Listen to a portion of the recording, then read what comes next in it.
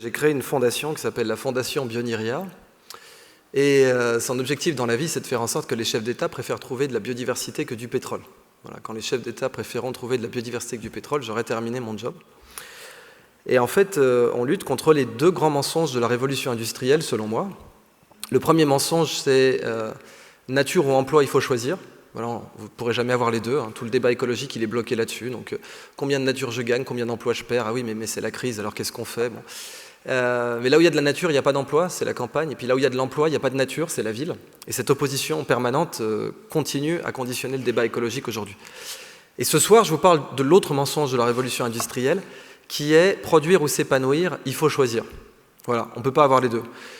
Soit vous êtes productif et vous êtes dépressif, soit vous êtes épanoui, mais vous êtes un glandeur, quoi. Et alors bon, on voit que quand on prononce cette phrase, on sent que c'est faux. Les pires mensonges sont les mensonges implicites. On voit que quand on prononce cette phrase, elle ne marche pas, en fait. On peut trouver plein de contre-exemples à ça. On voit que scientifiquement, ça ne tient pas. Mais il y a plein de situations où on va prendre des décisions avec comme idée de base que, en fait, si on prend du plaisir, c'est forcément qu'on n'est pas en train de faire notre travail. Et ça, c'est une erreur. Par exemple, en italien, le mot travail, c'est lavoro. Lavoro, c'est les douleurs de l'accouchement. Donc il y a vraiment d'entrée de jeu l'idée que si vous ne souffrez pas, vous n'êtes pas en train de bosser. Alors évidemment, moi j'adore mon job, donc c'est peut-être pour ça que je bosse autant, mais un exemple, bon là je suis assez fier de ça, justement la Fondation Bioniria existe depuis 1 an, mais on court la route du Rhum, voilà, je voulais un peu me la jouer, me la péter ce soir avec vous. Donc notre bateau a été qualifié, et on va courir la route du Rhum, et j'espère évidemment, le skipper est un passionné absolu, et c'est peut-être pour ça qu'il est bon d'ailleurs, et c'est tout le sujet de cette conf. Alors justement, ça c'est la vraie première slide. Ça, c'est Saint-Augustin. Saint-Augustin était kabyle, comme tous les génies. Le monde se divise en 2 catégories. Les kabyles et ceux qui rêvent d'être kabyles. Ça vous fait rire qu'à moitié. Il y a des Marocains dans la salle, non? Tout à fait. Alors, Saint-Augustin, vous voyez là, c'est une peinture qui est en fait tout à fait subversive, pour autant qu'on puisse être subversif du temps de Louis XIV, mais en fait, il est en train de piétiner les livres, là. Donc là, Saint-Augustin, il télécharge la connaissance directement dans sa tête. Il est en train de faire ça, ouais, il a le pack Saint-Augustin, illimité. Et en fait, pour télécharger la vérité directement dans sa tête, Saint-Augustin, il utilise son cœur. Alors, ça, c'est la chose importante. Et Monsieur de Champaigne, qui peint cette toile, il s'inspire de Saint-Augustin lui-même pour représenter ça, puisque Saint-Augustin était un des premiers docteurs de l'Église, à part ça. Parce que souvent, on m'a dit, oui, c'est la religion qui fait qu'on doit se sentir coupable. Non, pas du tout. La religion a bon dos. Dans les courants religieux, vous trouverez les 2 courants à chaque fois, aussi bien chez les juifs, les musulmans, les chrétiens et même les bouddhistes. Vous trouverez des penseurs qui disent, oui, si vous ne souffrez pas, vous ne travaillez pas. Et puis vous en trouverez d'autres qui disent, au contraire, si vous n'êtes pas en pleine extase, vous n'êtes pas sur la bonne voie. Bon. Et en l'occurrence, Saint-Augustin faisait partie de cette catégorie-là. Alors, évidemment, sur l'importance d'aimer son métier, qui d'autre que Steve Jobs? Vous savez ce qu'on dit? Aux États-Unis, ils ont Steve Jobs, mais nous, en France, on a Paul, emploi. Si vous avez rigolé à cette vanne, ça va bien se passer. Alors, en fait, bon, là, j'ai montré ça. C'est vrai que dans toute conférence sur la motivation, on balance un petit Steve Jobs, ça coûte pas cher. Mais concrètement, j'aime beaucoup parce que si on analyse dans le détail, c'est super froid ce qu'il raconte là. C'est froid, ça a l'air d'être émotionnel et tout, mais non, c'est très froid ce qu'il raconte. Il dit, si vous aimez ce que vous faites, vous allez persévérer. Voilà, parce que votre bébé, vous n'allez pas le balancer en race campagne. Donc si c'est votre bébé ce projet, si vous aimez ça, eh bien, vous n'allez pas abandonner, vous allez persévérer. Donc ce qu'il raconte là, c'est que quand on aime son métier, on a une capacité de tarte dans la gueule supérieure à la concurrence. C'est ça qu'il dit concrètement. Et il a raison parce que dans la Silicon Valley, c'est le dernier debout sur le ring qui gagne. Exemple. Airbnb. Pourquoi ça s'appelle Air? Pourquoi il y a Air dedans? Vous n'avez jamais demandé ça? Ouais, les matelas, exactement. Airbnb, au départ, ça commence avec 2 potes. C'est à San Francisco, la ville la plus chère de toute l'Amérique nord-sud, devant Vancouver, devant New York, devant tout. Et San Francisco, donc impossible de trouver une chambre d'hôtel à chaque fois qu'il y a des keynotes ou des grands congrès. Et 2 étudiants en design se disent, on va sous-louer notre salon. On va sous-louer un matelas pneumatique dans notre salon, donc un airbed. Mais comme le airbed, c'est le degré zéro du confort, eh bien, on va partager les œufs et le bacon aussi, on n'est pas des bêtes. Alors ça devient Airbed and Breakfast, et puis c'est tout. Et ça, c'est le nom du site, airbedandbreakfast.com. Ça marche bien entre potes, mais dès qu'ils vont voir des investisseurs, ça ne marche plus. On a une super idée, des inconnus vont venir vivre chez vous. Bon, l'investisseur, chez lui, c'est un penthouse au dernier étage avec une clé séparée pour l'ascenseur. Il se voit mal la lâcher à un inconnu, hein, c'est mort. Donc dans sa tête, non, ça ne marchera jamais. Et ils n'ont aucune street cred, et d'ailleurs, après des mois, ils sont surendettés. Alors avant de déposer le bilan, là, ils sont sur les rotules, ils vont déposer le bilan, mais ils se disent, bon, on va faire un baroud d'honneur, on va imprimer des produits promotionnels. Alors, on fait Airbed and Breakfast. Techniquement, on devrait faire des matelas pneumatiques. Mais on n'a plus une thune, donc on va oublier ça. Par contre, on va faire du breakfast. Ils vont imprimer chez eux des boîtes de céréales. Alors ça, c'est les commémoratifs qui font 1 mètre de haut, mais à l'origine, c'était des boîtes de céréales qui font 30 cm, 20 cm, des boîtes de distributeurs.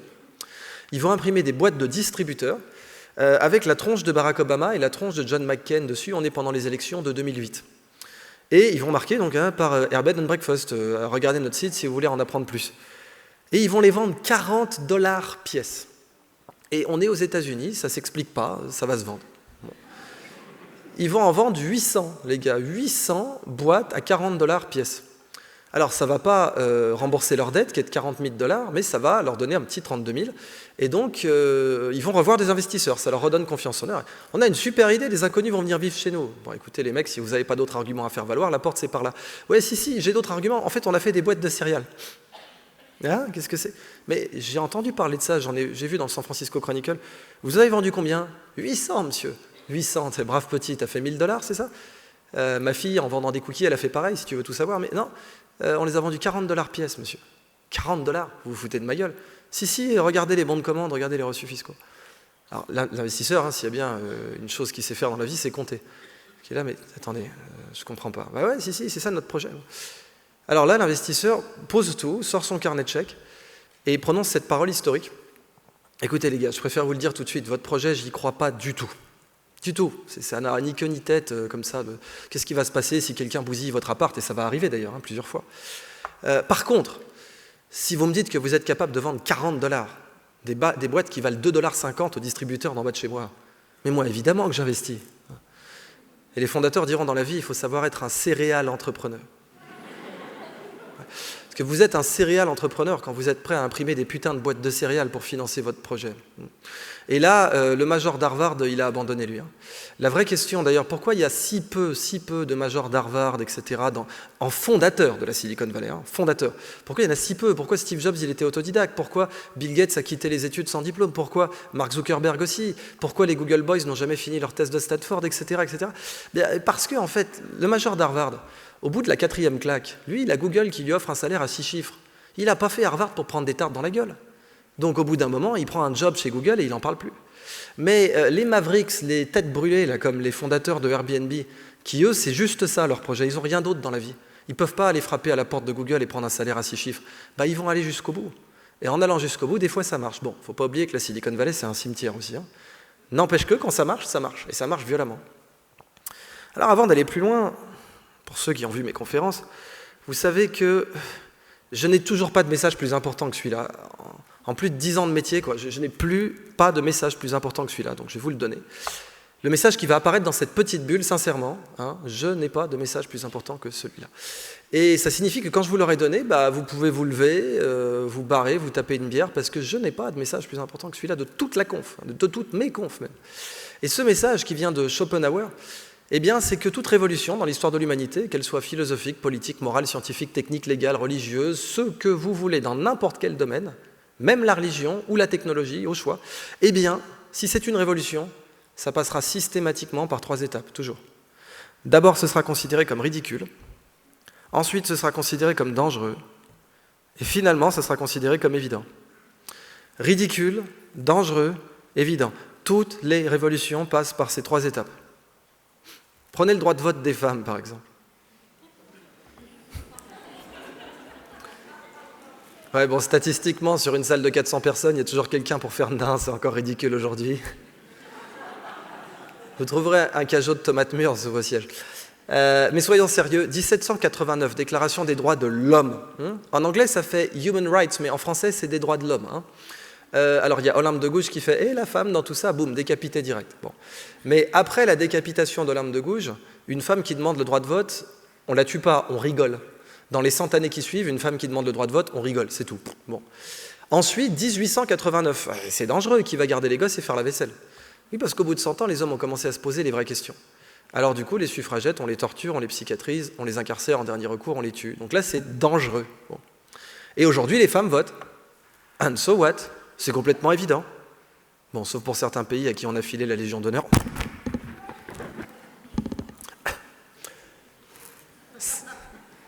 Cette vanne, je l'ai faite devant des préfets. Si vous me cherchez, vous me trouverez devant le club SM le plus proche. Tout ça pour vous dire que c'est pas... Ouais, tu visualises.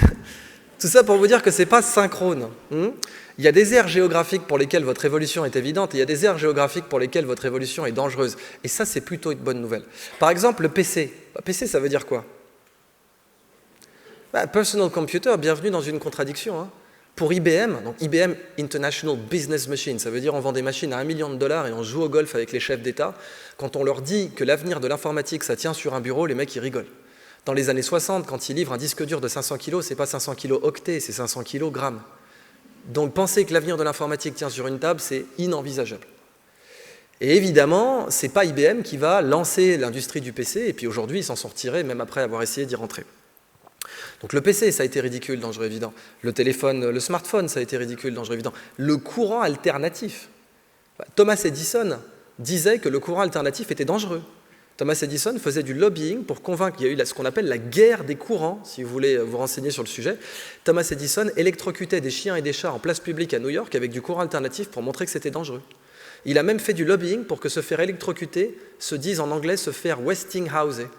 Parce que c'était la société Westinghouse avec un petit génie qui s'appelait Nikola Tesla, qui était le principal promoteur du courant alternatif.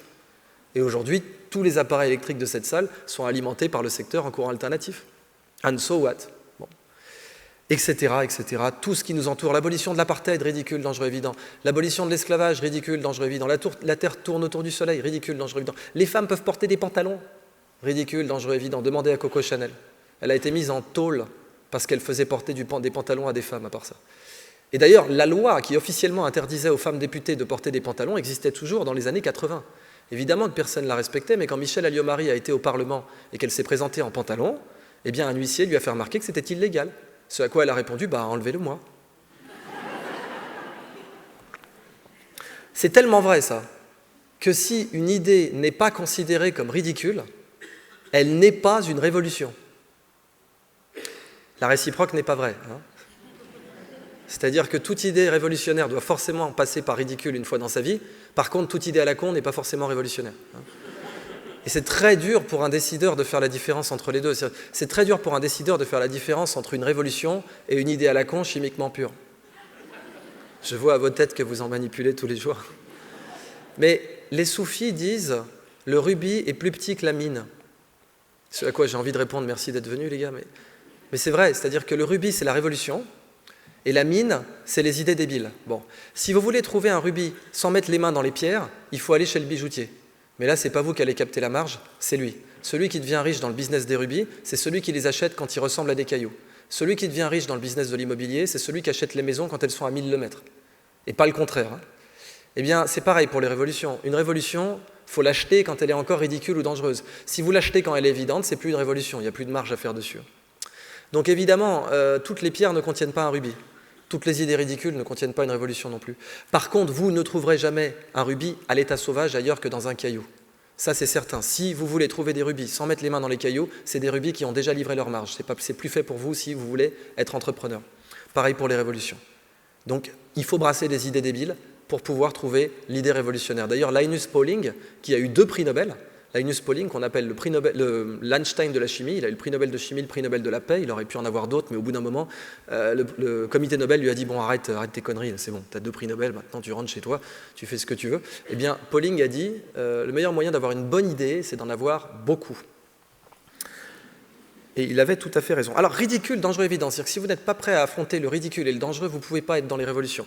D'ailleurs, le président Wilson, celui des États-Unis, pas celui des ballons de basket, eh bien, c'était un test, il ne fallait pas cette vanne. Il a dit, si vous voulez vous faire un maximum d'ennemis, eh bien, il suffit de faire quelque chose de nouveau, c'est tout. Et il avait raison, c'est lui qui a créé la Société des Nations, l'ancêtre des Nations Unies. Et il y a une blague là-dessus, c'est la blague du type qui veut acheter des escargots pour le dîner. Alors il va chez le marchand d'escargots, et le marchand d'escargots a 2 bassines. Il y en a une avec un couvercle, il y en a une sans couvercle. Alors il demande, mais comment ça se fait qu'il y a un couvercle, monsieur? Ça, répond le marchand, c'est parce que dans cette bassine, vous avez de l'escargot anglais. Et l'escargot anglais, vous avez beau faire ce que vous voulez, il a un instinct de conservation, et donc il essaie de se barrer de la bassine, quoi. Donc si vous ne mettez pas un couvercle, à la fin de la journée, votre bassine est vide. Mais alors l'autre bassine, qu'est-ce qui se passe? Pourquoi il n'y a pas de couvercle? Ils sont malades, vos escargots? Mais non, monsieur, ils sont très bien, ces escargots, gousi. Mais là, vous avez de l'escargot français, AOC. Et l'escargot français, il n'y a pas besoin de mettre un couvercle, parce que dès qu'il y en a un qui essaie d'escalader la bassine, tous les autres lui sautent dessus pour le ramener au fond.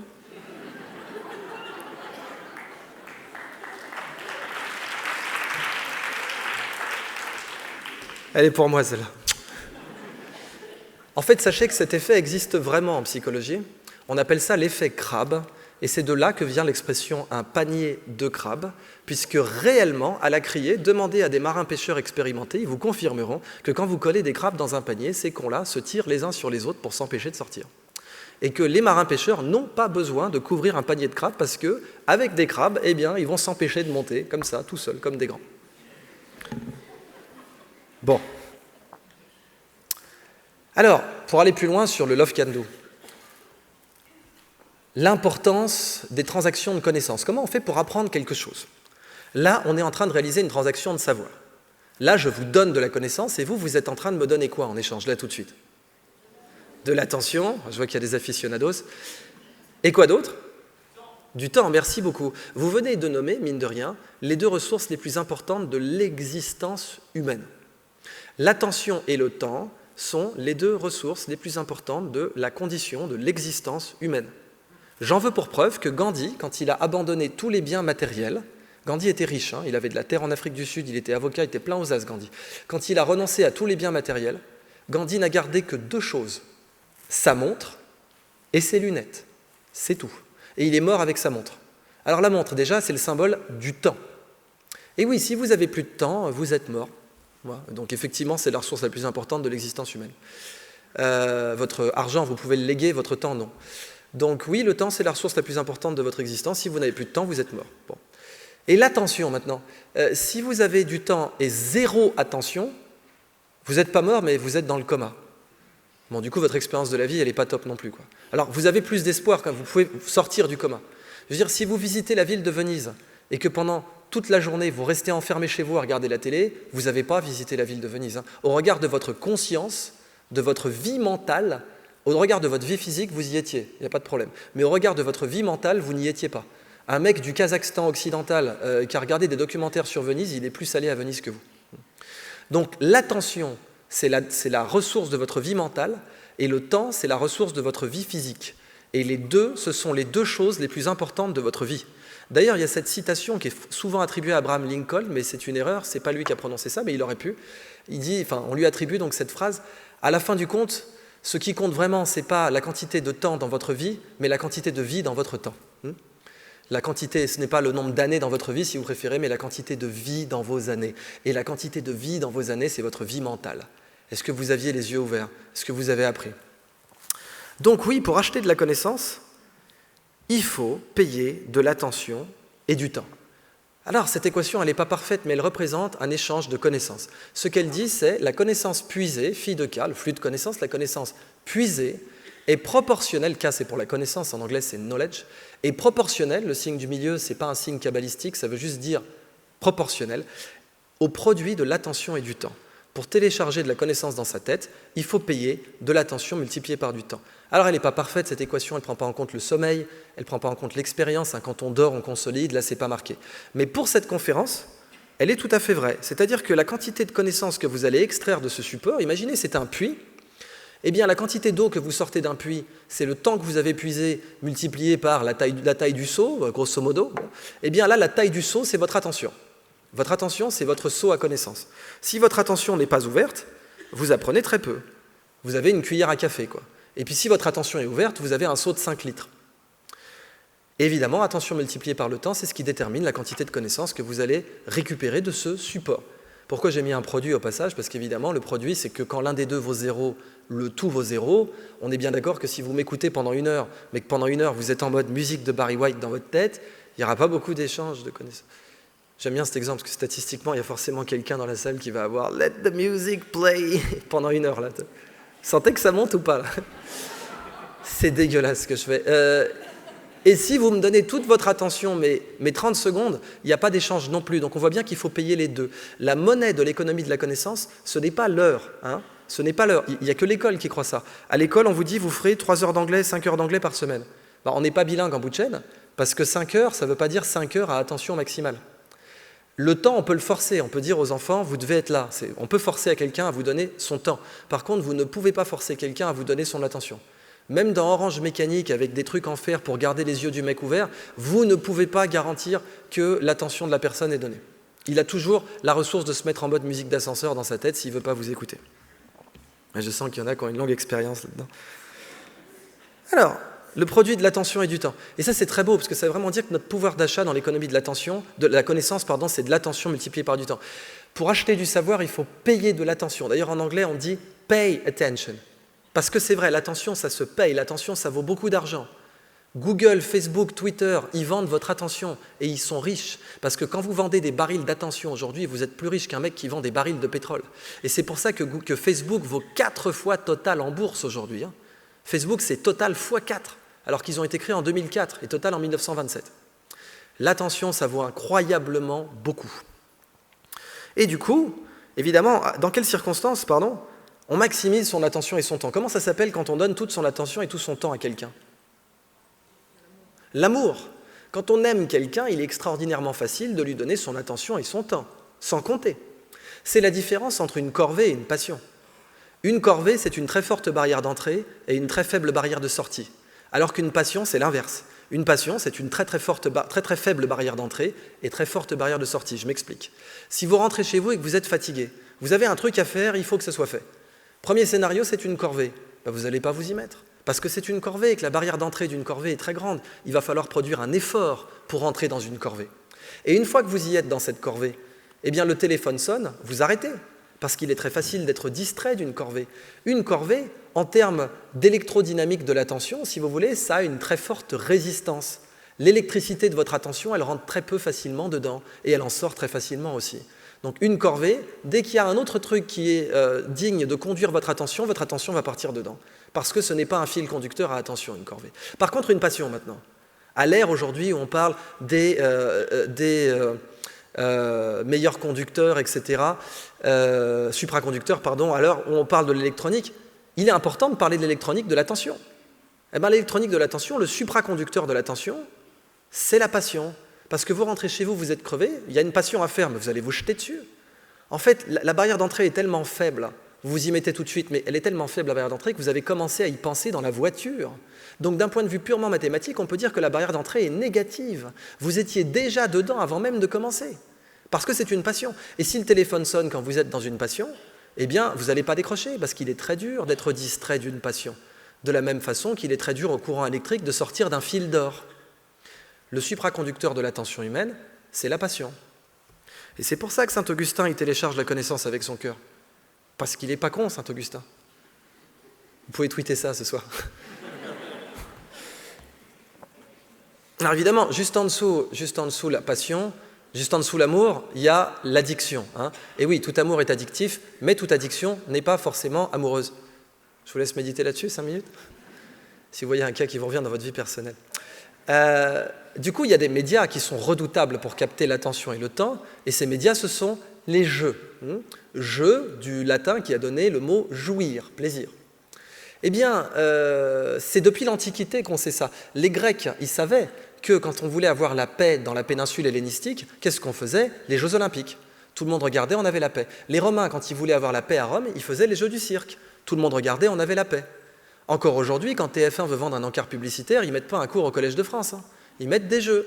Soit des jeux télévisés, soit du foot, qui est un jeu. On est tout aussi d'accord qu'une finale de Coupe du Monde de foot va capter beaucoup plus d'attention et de temps que tout le monde universitaire en 10 ans. Et c'est pour ça que Neymar est beaucoup mieux payé que moi.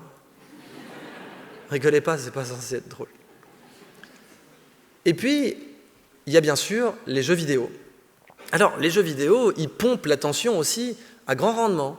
À votre avis, combien de temps l'humanité a passé sur ce jeu World of Warcraft? Si on met bout à bout toutes les heures, ça va chercher dans les combien? Des millénaires, j'entends. Alors bon, on va compter donc en années. Hein. Qui pense que c'est l'âge des États-Unis d'Amérique, 242 ans et quelques mois? Plus? Qui pense que c'est l'âge de la France, 1500 ans? Qui pense que c'est l'âge de la civilisation, on va dire 15 000 ans? Et oui, parce que contrairement à ce qu'on pourrait croire, l'âge de la civilisation est en fait supérieur à l'âge de la France. Quand je la fais aux États-Unis, c'est là standing ovation direct. Plus ou moins que 15 000 ans? Il y a des chefs d'entreprise ici? Levez la main. Bon, je vais vous refroidir un petit peu. Alors, refroidissement dans 5, 4, 3. Imaginez, vous avez un contrôle URSAF. Je vois les mecs sortir les pattes de lapin, balancer de l'eau bénite. Et là, le mec, il est chaud, il a mal digéré son petit-déj, il vous dit, moi, j'ai bien regardé vos comptes, je vais vous redresser de 15 000 ans d'homme-heure. Là, vous jouez la marche funèbre de Beethoven. Donc là, vous êtes dans le premier quart pour Lourdes, hein. C'est beaucoup 15 000 heures. Donc vous êtes sûr que c'est plus que ça? On fait des choses avec 15 000 ans d'homme-heure. Vous êtes sûr que c'est plus? Ouais. Régalez-vous. De 2004 à 2014, l'humanité a accumulé 7 millions d'années sur World of Warcraft. 2014, c'est des vieux chiffres. Hein. Ça tourne encore, World of Warcraft, il y en a quasiment plus. On peut acheter des comptes professionnels de World of Warcraft sur le Bon Coin. Il y a des mecs qui ont pimpé leur compte de World of Warcraft pendant des années de jeu. Ils vous vendent leur compte sur le Bon Coin. Ça peut aller jusqu'à 20 000 balles. Alors, c'est pas sur le Bon Coin, ça sera aux États-Unis dans ce cas-là. Mais ça peut aller jusqu'à 20 000 $ pour acheter un compte bien high level de World of Warcraft. Alors, qu'est-ce que ça nous apprend, ça? Si la connaissance, c'est le nouveau pétrole, le jeu vidéo, c'est le nouveau pipeline. Pour l'instant, il tourne à vide, mais vous savez qu'il y a une pénurie de pilotes dans le monde aujourd'hui. Il y a une pénurie de pilotes de ligne. C'est parce que les classes moyennes se développent, parce que les Chinois, les Brésiliens, etc., les Indiens prennent de plus en plus de vols. Et aujourd'hui, il faut former plus de pilotes. Pas en France, hein, mais en Inde. Et pour les former, qu'est-ce qu'on utilise? Des jeux. Le simulateur, c'est un jeu. Il y a des gens qui payent à la fête des pères pour faire un tour de simulateur de Boeing 747. C'est un jeu. C'est un jeu payant. Bah, c'est sur ce jeu payant qu'on forme les pilotes, bien sûr. Parce que si la connaissance est le nouveau pétrole, le jeu est le nouveau pipeline. Alors, ma conclusion là-dessus, c'était la partie la plus longue, ça. Le reste est super simple. Évidemment, corvée, passion, bon, travailler dur pour quelque chose que vous n'aimez pas, ça s'appelle une corvée. Travailler dur, ça s'appelle du stress. Travailler dur pour quelque chose dont vous n'avez rien à foutre, ça s'appelle du stress. Travailler dur pour quelque chose que vous aimez, ça s'appelle de la passion. Et oui, hein, tout homme productif n'est pas forcément épanoui, mais tout homme épanoui est forcément productif. Vous verrez jamais quelqu'un d'épanoui en prison. Quelqu'un d'épanoui qui a un fardeau pour la société, ça n'existe pas, ça. Alors que quelqu'un qui est productif et qui peut être un fardeau pour la société, ça peut exister. Un très bon ingénieur, la fine fleur, la crème de la crème, qui à un moment donné, parce qu'il est en burn-out, pète les plombs et flingue quelqu'un avec un fusil à pompe, on va plutôt dire qu'il a été un fardeau pour la société dans l'ensemble. Hein. Pourtant, il est productif, il n'y a pas de problème là-dessus. Et on pourrait rentrer dans ce débat pendant très très longtemps. Isaac Asimov a dit une société qui produit beaucoup de connaissances et peu de sagesse est vouée à l'extinction. Et il a raison. Les superpuissances technologiques du début du XXe siècle, c'était l'Allemagne et le Japon. Bon, mais c'était aussi les plus inhumaines. Donc on peut être inhumain et technologiquement avancé, c'est pas du tout contradictoire. Revenons sur l'importance de l'amour. Je vous présente mon ami le petit oiseau jardinier satiné. On l'appelle comme ça parce qu'il a une petite plume sur l'épaule qui est infiniment virile pour la femelle et qui est d'un bleu chatoyant. Et oui, c'est ce chatoyant, ça, je l'ai bien travaillé. Eh bien, pour attirer la femelle, il va décorer comme ça son nid avec des trucs bleus. Bon, ce qui est glauque, c'est que comme on a défoncé son environnement, maintenant il s'est adapté, il utilise... Avant, c'était vraiment canon. Maintenant, ça fait vraiment Romanichel, mais en tout cas, c'était... Faudra plus rigoler à cette blague, c'est bien. Mais avant, c'était des petites fleurs, des baies et tout. Bon, il s'est adapté, il utilise des capuchons de stylo et des bouchons de bouteilles. Et donc, parce que ça amplifie cette plume bleue qui est infiniment virile pour la femelle. Notez que cette notion d'amplification de la virilité existe aussi chez l'homme. Vous demandez comment je vais pouvoir enchaîner sur une connerie pareille. C'est pas du tout ce que vous croyez, bande de petits coquins. C'est l'histoire en fait de la veste de costard en anthropologie. La veste de costard en anthropologie du vêtement, c'est un vêtement qui a très peu évolué. Elle est restée quasiment la même du professeur Tournesol jusqu'à nos jours. Elle vient de l'époque des officiers, les épaulettes, mais elle vient d'une tradition plus ancienne. C'est que en fait, dans l'armée romaine, le soldat de base, il n'avait pas la cuirasse avec les pecs. Hein. Ça, c'était réservé à l'officier, parce qu'il n'avait plus de pecs en dessous en fait. Vous n'avez peut-être jamais pensé à ça. Et c'était pareil pour les épaulettes. C'est-à-dire que l'officier, il n'a plus la carrure en V qui donne l'autorité du bon soldat. Donc on lui file une carrure avec des épaulettes et puis c'est parfait. Mais c'est pour ça la veste de costard donne de l'allure uniquement pour cette raison, parce qu'elle souligne la carrure en V, qui est un symbole d'autorité dans beaucoup de cultures. En gros, la carrure en V, ça veut dire je peux te ramener 2 mammouths de plus que la concurrence, fais des gosses avec moi. Mais quand vous y réfléchissez bien, c'est ça. Et en fait, c'est de la mousse. Hein. C'est un Wonderbra pour homme, concrètement.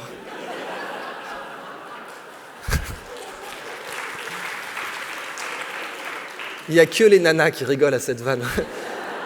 On peut tester la parité d'une salle en sortant cette vanne, en fait. Alors, ce petit oiseau, quand il est amoureux, il décore son nid avec des trucs bleus, et puis une fois qu'il a fini de décorer son nid, il va danser devant, comme ça. Ouais, je me suis entraîné avant de venir. Et s'il danse suffisamment bien, eh bien, il va pouvoir avoir une descendance avec la femelle. Bon, on est d'accord qu'il veut choper, là. Hein. Ouais, c'est facile, facile. Alors, ce petit oiseau, il illustre les 3 P comportementaux de l'amour. Et là, on pourrait en parler en matière, bien sûr, de neurosciences. On pourrait rentrer dans les détails des neurotransmetteurs qui provoquent ce résultat. Si vous voulez, typiquement, quand on a le coup de foudre, en fait, on a le même cocktail hormonal que dans la réaction de fuite ou de combat. Le fly or fight. Fly or fight, si vous êtes face à un lion, et là, vous êtes dos au mur, eh bien, il y a votre corps qui va envoyer une énorme dose d'adrénaline et de noradrénaline pour vous essayer de tenter de vous friter contre le lion. Et le pire, c'est que ça marche. On a retrouvé, ça a inspiré le film The Revenant, mais on a retrouvé un ours et un homme enlacés et ils s'étaient entretués à main nue.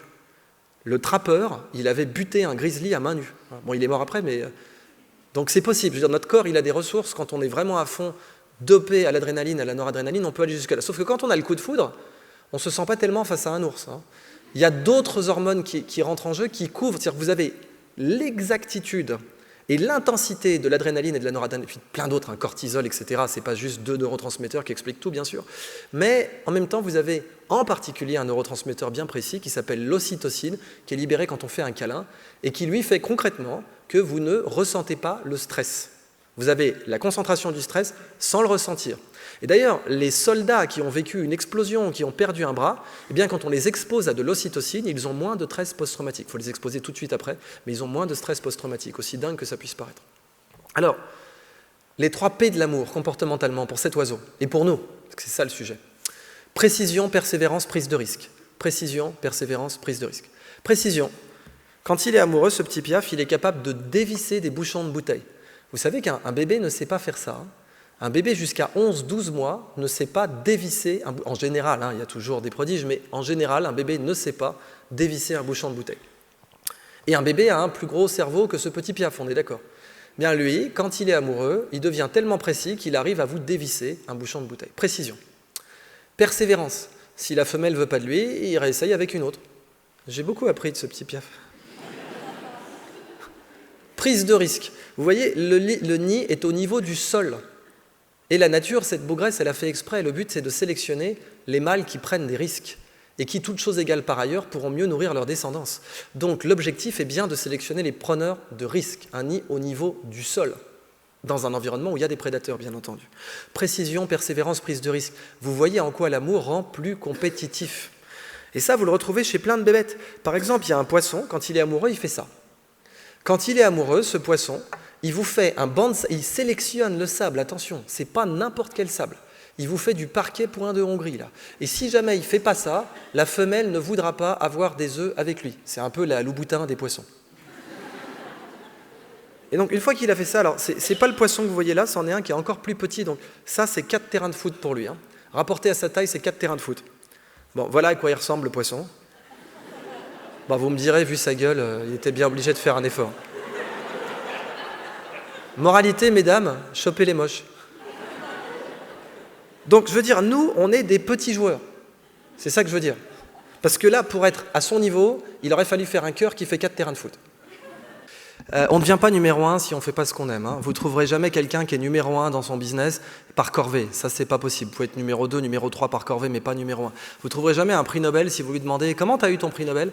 qui va vous répondre « parce qu'il fallait bien ». On a tiré à la courte paille au labo, c'est sur moi que c'est tombé. Non, ça c'est pas possible. Pour être excellent, il faut vraiment avoir un attachement à la tâche tel que la tâche c'est votre gamin, c'est votre bébé, vous y pensez jour et nuit. Et c'est un plaisir d'y penser.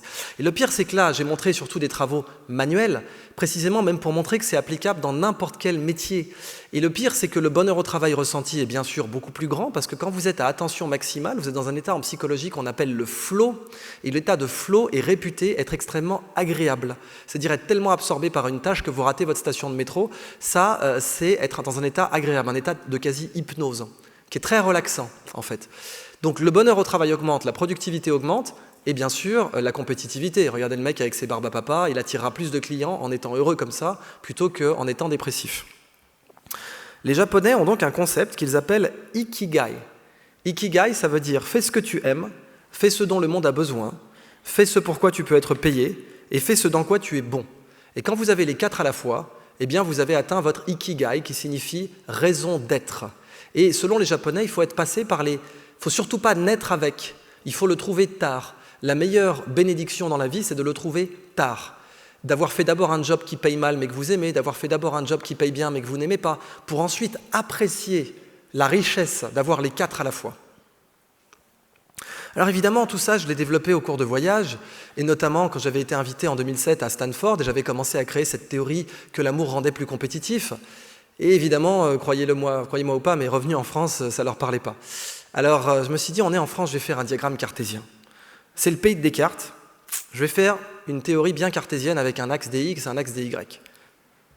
Et c'est ça ma théorie du love can do. En fait, sur l'axe des X, vous mettez, est-ce que je sais faire mon métier ? Est-ce que je sais le faire ? Voilà, ça c'est le can do. Et sur l'autre axe, qui est complètement indépendant, vous allez mettre, est-ce que j'aime ça ? Alors comme c'est un axe, il y a tous les niveaux. C'est-à-dire en haut c'est le grand amour, si je devais crever demain je ferais ça, et en bas c'est juste, ça pique ma curiosité. Voilà, c'est pas le grand amour, j'ai plein d'autres choses que j'aime beaucoup plus que ça, mais ce métier, au-delà du chèque, il pique un peu ma curiosité, il y a un aspect gratifiant dedans. Certes, s'il n'y avait pas le chèque, je ne le ferais pas, mais il y a un petit aspect que j'aime aussi dedans. Et ça, vous le mettez sur l'axe des Y, parce que Y en anglais, ça se prononce why. Et évidemment, la question, c'est pourquoi vous faites votre métier. Alors, je suis convaincu que la plupart des produits que l'humain fabrique, on peut les faire parler pour rester dans les inspirations japonisantes, avec l'ikigai et tout ça. Vous savez que pour les Japonais, il y a de l'animisme. Dans le shintoïsme, il y a de l'animisme, les rivières ont une âme, les produits ont une âme, les objets ont une âme. On peut faire parler un objet. Pourquoi tu es là, petit produit ? Qu'est-ce que tu fais là ? Quelle est ta raison d'être ? Quel est ton ikigai ? Cuillère à café, projecteur, téléphone. Pourquoi tu es là ? La plupart des produits humains, si vous leur demandez pourquoi tu es là, petit produit, quel est ton ikigai ? 90% des produits humains, ils vont vous répondre je suis là parce qu'il y a un marché, connard. Ça, c'est 90% des produits humains, ça. Les produits nazes, et les produits très nazes, attention, là je vous parle d'une moto russe. Il y a une blague, je vais au Sénégal assez souvent, et un jour je croise un marabout, et le marabout il a la liste de tous ces miracles, donc amour, gloire, beauté, retour de l'être aimé, guérison des ongles incarnés, tout ça. Et son argument de finition c'est « démarre même les motos russes ». C'est-à-dire il y a marcher sur l'eau, multiplier les pains, et pour les vrais cadors, il y a démarrer les motos russes. Bon. Donc on est d'accord que, voilà. Alors là, vous demandez au gars qui a fait la moto russe, pourquoi tu as fait cette moto, camarade ? Parce que le camarade Staline me l'a demandé. Moi, je voulais être vétérinaire au départ. Il m'a dit, tu fais des motos, je fais des motos, c'est tout. Bon. Du coup, je me suis fait chier à la construire, tu vas te faire chier à la conduire, tout va bien. Alors là, on rigole, mais il y a beaucoup trop de cours qui sont comme ça. Il y a beaucoup trop de cours où j'ai entendu même des profs dire, mais vous croyez que je m'amuse, moi ? Voilà. Du coup... Alors... Les produits d'exception, donc on va parler par exemple d'une cathédrale. Une cathédrale, je ne sais pas si vous avez remarqué, vous n'êtes peut-être pas posé cette question tous les 4 matins, mais aucun bâtiment dans toute la chrétienté n'a concentré plus d'âme dans sa conception. Vous ne trouverez aucun bâtiment dans tout l'Occident qui n'a concentré plus d'attention et de temps humain par mètre carré qu'une cathédrale. Voilà. Et c'est pas anodin, c'est-à-dire que la quantité d'âme qui a été versée dans la façade, ça, 150 ans, 250 ans, 245 ans pour Notre-Dame de Paris, alors que la basilique Sainte-Sophie à Constantinople a été construite en 5 ans. Dans l'Antiquité, 5 ans elle a pris. Donc on pouvait construire un monument rapidement. Mais les cathédrales, ça a consommé des attes. Chaque mètre carré de cathédrale a cramé des tonnes et des tonnes d'attes. Une chambre d'hôtel 5 étoiles, elle se caractérise par le fait que plus d'attes ont été balancées dans l'évier que pour toute une chambre, une étoile, en gros. Plus vous mettez d'attes dans un produit, plus il prend de la valeur. C'est pareil pour la terre. Si vous voulez bien cultiver la terre, mettez des attes dedans. C'était le modèle agricole abbatial. Les abbayes fonctionnaient comme ça. Et c'est en mettant des attes dans la terre qu'elles vous sortaient la chartreuse, les bières trappistes, le champagne. Oui, j'ai choisi mes exemples préférés. Alors, le produit d'exception, il vous dit, je suis là parce que papa et maman s'aimaient très fort. Ça, c'est le gars au-dessus de la mêlée. Celui qui fait ce qu'il aime et ce qu'il sait faire, il est au-dessus de la mêlée. Voilà. Donc là, en ce moment, vous avez Apple. Dans les voitures, vous avez eu Tesla. Ça se débat. Mais Apple, ils sont clairement au-dessus de la mêlée. Je veux dire, Chris Martin et Gwyneth Paltrow, la rockstar et l'actrice hollywoodienne, ont eu une fille. Comment ils l'ont appelée? Apple. Qui va appeler sa fille Samsung? C'est pas logique. Le suiveur, il est là. Le suiveur, il fait parfaitement aussi bien son métier que le mec au-dessus de la mêlée, sauf que si vous lui demandez pourquoi, il vous dit « T'as vu les parts de marché qu'on a? Arrête de poser des questions débiles. » Bon. L'entrant forcé, il ne sait pas faire le métier et il n'a aucune envie de le faire, mais il faut le faire. Bon, dans l'écologie, on est très souvent là. Dans les déchets, on est très souvent là, et c'est pour ça qu'on n'avance pas d'ailleurs. Le Silicon Garage, il commence parce qu'il aime ça. Le garage de Google, le garage d'Apple, le garage de Facebook, ils commencent comme ça. Ils rentrent dans le métier non pas parce qu'ils savent le faire, mais parce qu'ils adorent ça. L'entrant forcé, ou bien il devient suiveur, ou bien il crève. Le Silicon Garage, pour passer au-dessus de la mêlée, il va apprendre par l'amour. Il va apprendre son métier parce qu'il adore ça. Il a le carburant pour apprendre. Du coup, la flèche du bas, c'est la voie de la souffrance. La flèche du bas, c'est les milkshakes au Prozac tous les matins, c'est la souffrance au travail. La flèche du haut, je l'ai appelée El Camino Real, ça veut dire la voie royale et c'est le nom de l'avenue principale de la Silicon Valley. Un exemple concret de personne qui est en situation d'ikigai, c'est ma dernière slide. Monsieur Wallace Chan. Monsieur Wallace Chan, c'est le plus grand bijoutier sur Terre. C'est pas moi qui le dis, c'est Boucheron, Cartier, Bulgari, ils disent ce mec, on n'arrive pas à faire ce qu'il fait. Et ce mec, Wallace Chan, il y connaissait rien. C'est un boat people, il arrive avec son père dans un bateau à Hong Kong. Il a failli mourir plusieurs fois. Il n'arrive pas à suivre à l'école parce que son attention n'arrive pas à être concentrée sur quelque chose. Et un jour, les pierres taillées, ça concentre son attention. Le problème, c'est qu'il est ultra pauvre. Et que, évidemment, toucher des diamants, c'est pas censé être son destin. Alors il apprend, il essaye, il achète des pierres semi-précieuses, des quartz, des améthystes. Et il se fait arnaquer. Il essaye, il se rate. Il va enchaîner les échecs, et 20 ans plus tard, il fait ça. Ce mec, alors ça c'est pas un quartz rose, ça c'est un saphir pas de paracha, ça c'est du saphir rose, ça coûte une fortune, et ça c'est un rubis étoilé. Ce mec a refusé, ce type a refusé une vente, vous êtes assis, à 220 millions de dollars. Ça coûte combien un penthouse à Lyon? Parce qu'il en a refusé 200, le mec. Il a dit non, je le garde. Là, vous ne pouvez pas dire je suis là parce qu'il y a un marché. Il vit bien, ne vous inquiétez pas pour lui, il n'y a pas de problème. Mais c'est plus que ça. C'est beaucoup plus que ça. J'ai eu la chance de le rencontrer, j'ai posté sur mon compte Instagram, à un moment donné, il me pose une broche sur l'épaule gauche, une broche à 22 millions de dollars. Alors là, 1, 2, 3 soleils. Là, vous récitez tout le paragraphe responsabilité civile de votre assurance dans votre tête. La broche, c'était des pégases sur du titane. Donc, il utilise du titane parce que le titane est très léger.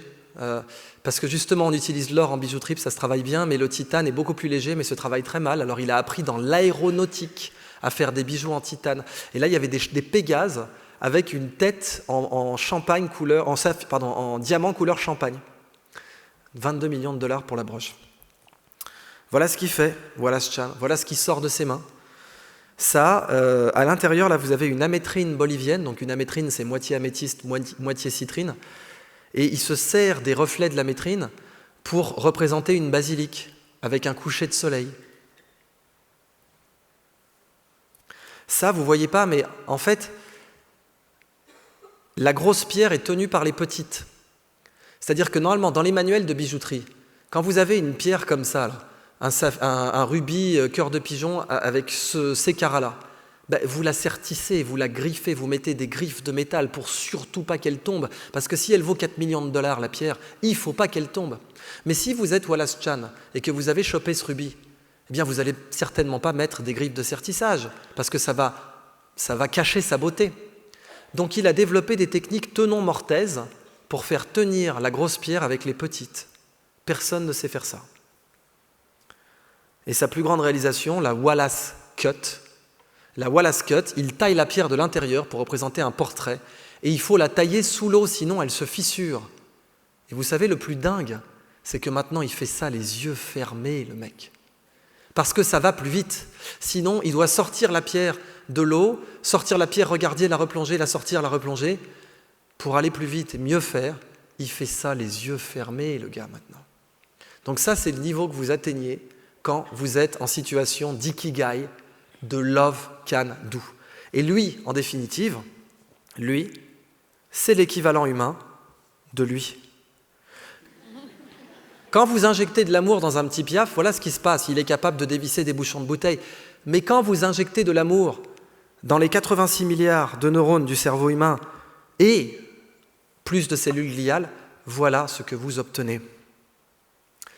Et en conclusion, j'aimerais me livrer à une petite expérience avec vous, si vous me le permettez. Il y en a qui ont vu mes confs, ils vont me détester. Levez-vous, s'il vous plaît, levez-vous, j'ai dépassé, je m'en veux, ça va vous dégourdir les jambes. Ça va vous faire du bien. Levez-vous. Ouais, j'en vois qui s'étirent et tout. C'est bien, vous avez compris le principe. Mettez-vous à l'aise. Je m'occupe bien de vous, là. Je m'occupe bien de vous ou pas, là? Bon, vous tous, là. Vous tous levez comme ça. Vous tous levez comme ça, bien en rang. Vous savez ce que c'est? C'est la façon la plus dégueulasse d'avoir une standing ovation, bien sûr. Merci.